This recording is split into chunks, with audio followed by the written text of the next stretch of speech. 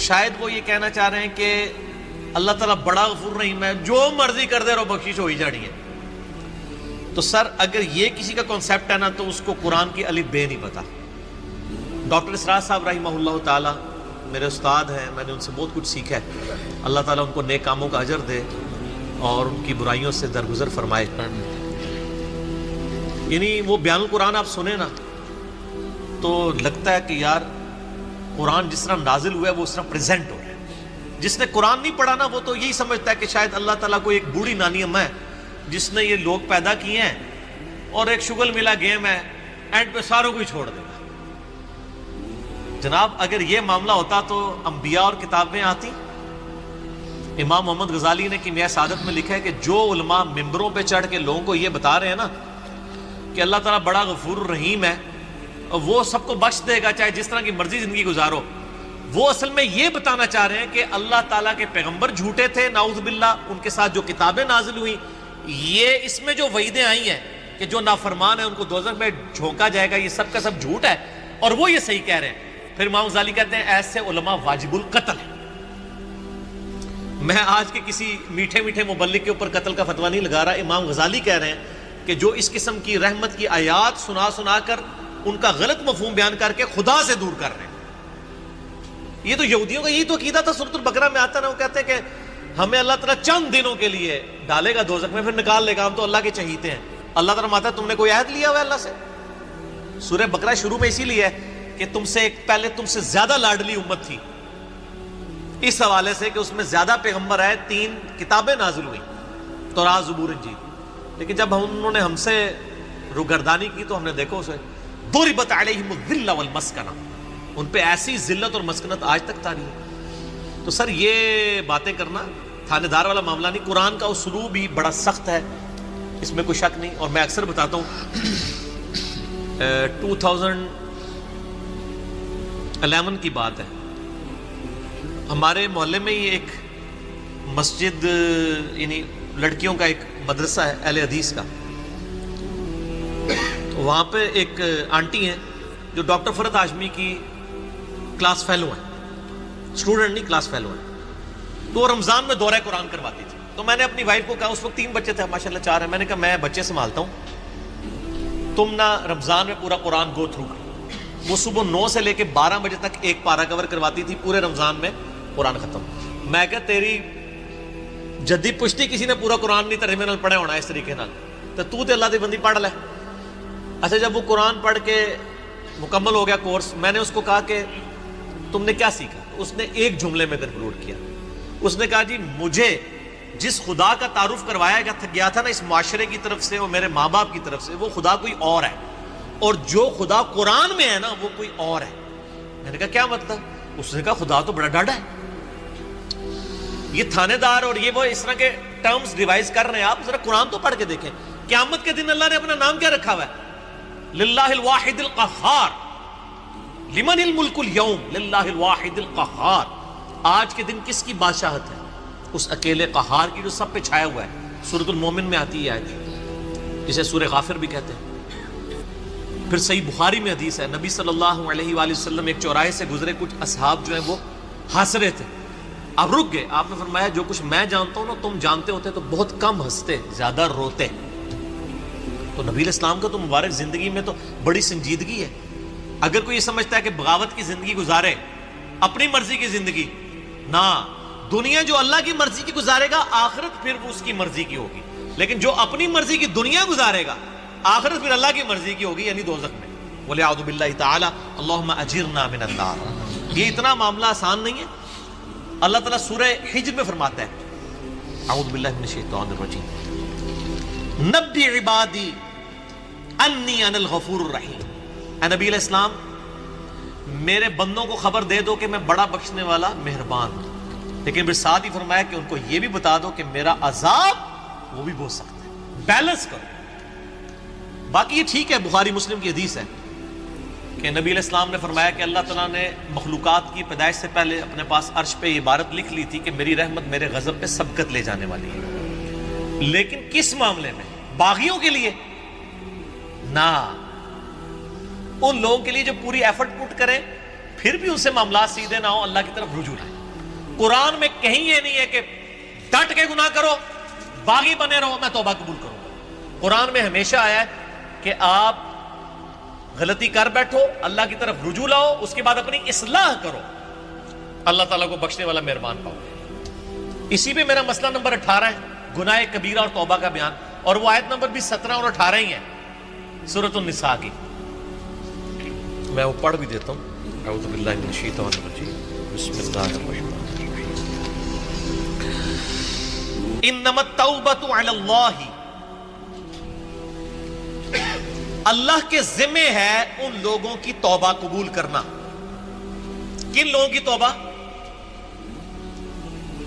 للذین یعملون السوء بجہالۃ، جو گناہ کر بیٹھے جہالت میں، انجانے میں ان سے غلطی ہو جائے، گناہ ہو جائے، ثم یتوبون من قریب، اس کے بعد فوراً توبہ کر لے کہ یا اللہ غلطی ہو گئی، کو فجر کے بعد لیٹ اٹھا کہ یا اللہ معاف کر دے، کوشش تھی، الارم نہیں سن سکا، میں ابھی پڑھتا ہوں، مجھے معاف کر دے، اس طرح کا۔ تو جو پڑھے ہی نہ، اوکے جی اللہ تعالیٰ نے کہا میں بڑا غفور رحیم ہوں۔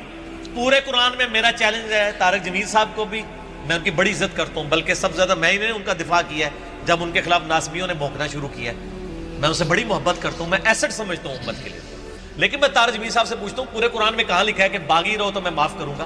قرآن تو کہہ رہا ہے اللہ کے ذمہ ان لوگوں کی توبہ کا قبول کرنا ہے جو جہالت میں گناہ کر بیٹھے، ثم یتوبون من قریب، اس کے بعد فوراً توبہ کر لیں، فاولئک یتوب اللہ علیہم، پس ایسوں کی توبہ ہے، اللہ فرماتا ہے میرے ذمہ۔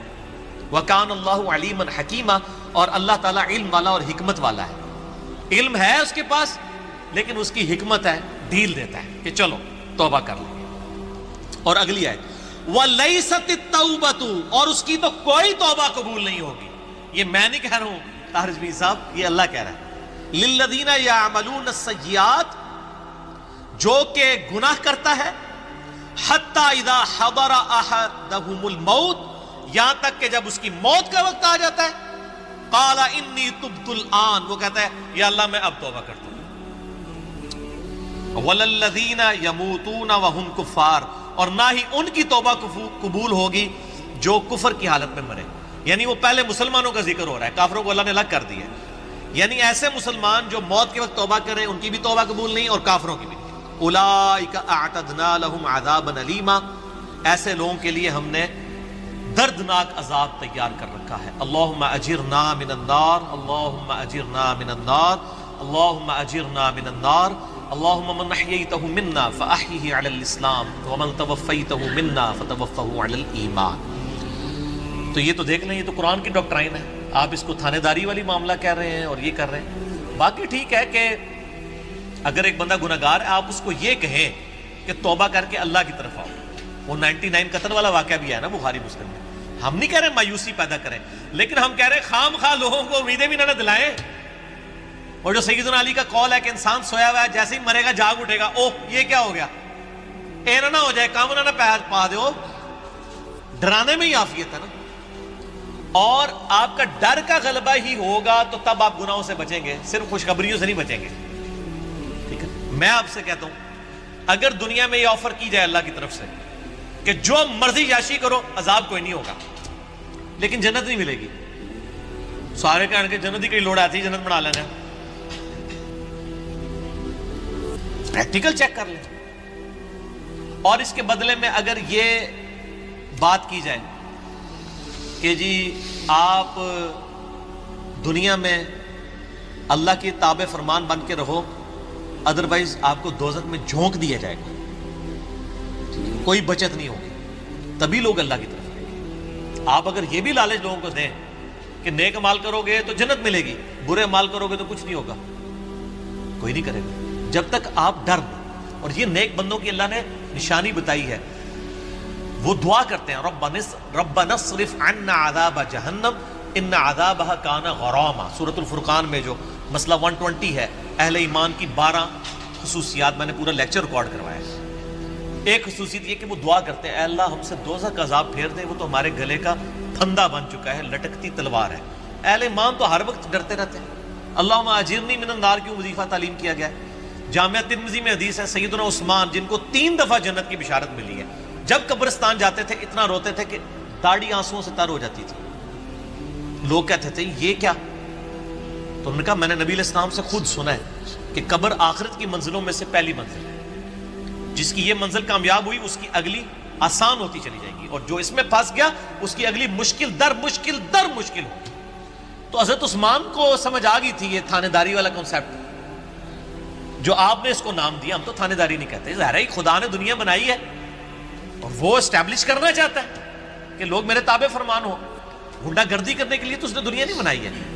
تو یہ بڑا کریٹیکل ایشو ہے، اور اس معاملے میں نا مجھے بڑا دکھ ہوتا ہے اس قسم کے وائزین سے، وہ اللہ تعالیٰ کی رحمت کی آڑ میں لوگوں کو اس طرف مائل کر دیتے ہیں کہ وہ الٹا جنہوں کہتے ہیں نا کہ وہ گاٹے فٹ ہونے والی تعلیمات ہو جاتی ہیں، اس سے لوگ پھر نیگیٹو رزلٹ نکالتے ہیں۔ آپ بیلنس بیان کریں، ہم کبھی نہیں کہتے کہ آپ جو ہے نا وہ اس قسم کی باتیں بیان کریں کہ جس کی وجہ سے لوگ اللہ تعالیٰ سے متنفر ہوں۔ آپ دونوں طرف کے مسائل کو بیان کریں۔ اسی قسم کی آیات جو ہے نا وہ یہ آگے سورۃ النحل کی آیت نمبر 119 ہے، ثم ان ربک للذین عملوا السوء بجہالۃ، پھر اس کے بعد تمہارا رب ان لوگوں کے بارے میں جو جہالت میں گناہ کر بیٹھے، جو لوگ ثم تابوا اس کے بعد وہ توبہ کر لیں، من بعد ذالک گناہ کرنے کے بعد، وَأَصْلَحُوا اور اپنی اصلاح کر لیں، ان ربک من بعدها لغفور رحیم، بے شک اللہ تعالیٰ اس کے بعد ضرور غفور رحیم ہے۔ کس کے بعد؟ جو اللہ کی شرطیں پوری کرے گا۔ کیا شرط ہے؟ جہالت میں گناہ ہوا، پھر اس کے فوراً بعد توبہ کی اور اپنی اصلاح بھی کر لی، خالی چھڑی توبہ نہیں۔ یا ایھا الذین آمنوا توبوا الی اللہ توبۃ نصوحا، اے ایمان والو اللہ کی طرف ایسی توبہ کرو جیسا کہ توبہ کرنے کا حق ہے۔ اب یہ ڈاکٹرائن کلیئر ہوگی، جو توبہ کرے وہ اصلاح کرے، ان ربک بے شک تیرا رب من بعدہا اس کے بعد لغفور رحیم ضرور بخشنے والا مہربان ہے۔ میرا چیلنج ہے، قرآن میں کہیں یہ نہیں ہے کہ آپ باغی ہو جائیں اسی طرح زندگی گزاریں۔ ترمذی میں روایت ہے کہ موت کے غرغرے سے پہلے توبہ قبول، لیکن کس کو پتہ ہے کہ کس وقت موت کا غرغرہ آ جائے گا؟ تو اس قسم کی باتوں سے ڈیسیو نہیں ہونا چاہیے، ایسے وائزین کی ان کو بھی سمجھانا چاہیے، اور میں ان سے یہ کہوں گا قرآن پڑھیں تو آپ کو پتہ چلے گا کہ آپ کی ڈاکٹرائن جو ہے وہ بالکل کتاب و سنت کے خلاف ہے۔ ٹھیک ہوگا جی؟